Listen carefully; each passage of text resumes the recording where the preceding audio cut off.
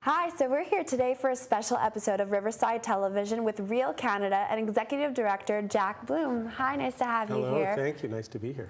So what is the purpose of holding such a day and how did it all start?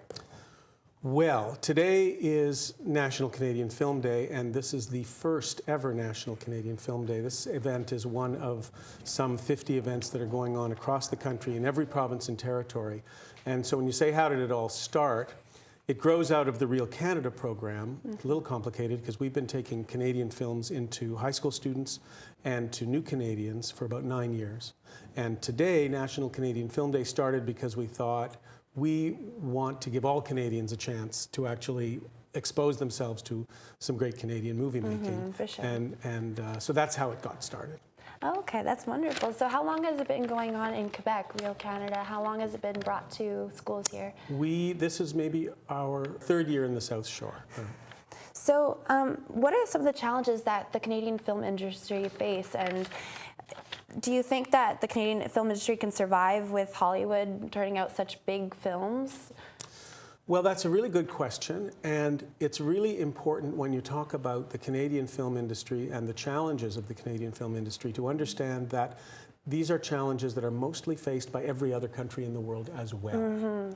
Not necessarily Bollywood in India, and the Chinese industry is getting bigger, but in general, Spain, France, Argentina, all of them are competing against Hollywood. And Hollywood isn't even the United States anymore. Hollywood is international. It's a thing itself, for sure. So one thing I like to talk to kids about is the fact that in Canada we might spend over the course of an entire year to make all the movies that we make in Canada about $80 million. $80 million is the amount of money that a Hollywood studio will spend to promote one Hollywood blockbuster. Yeah. Okay. So promotionally it's very, very difficult. But on the other hand, what we find is that there's a lot of real interest when we bring these things to young people and to new Canadians.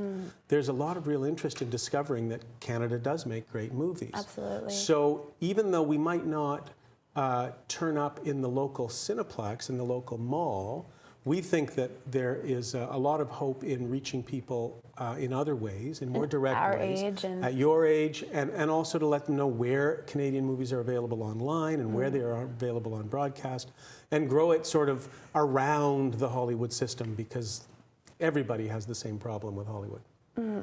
So there are rules which identify a film as Canadian. So do you... I hope you're not going to ask me what they are.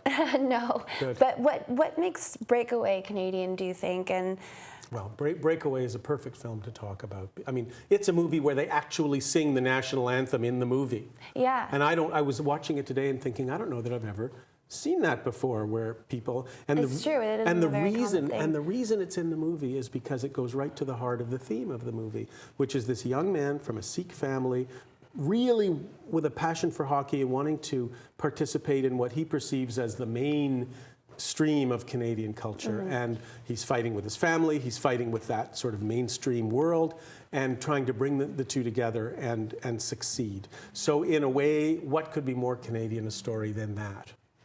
I agree.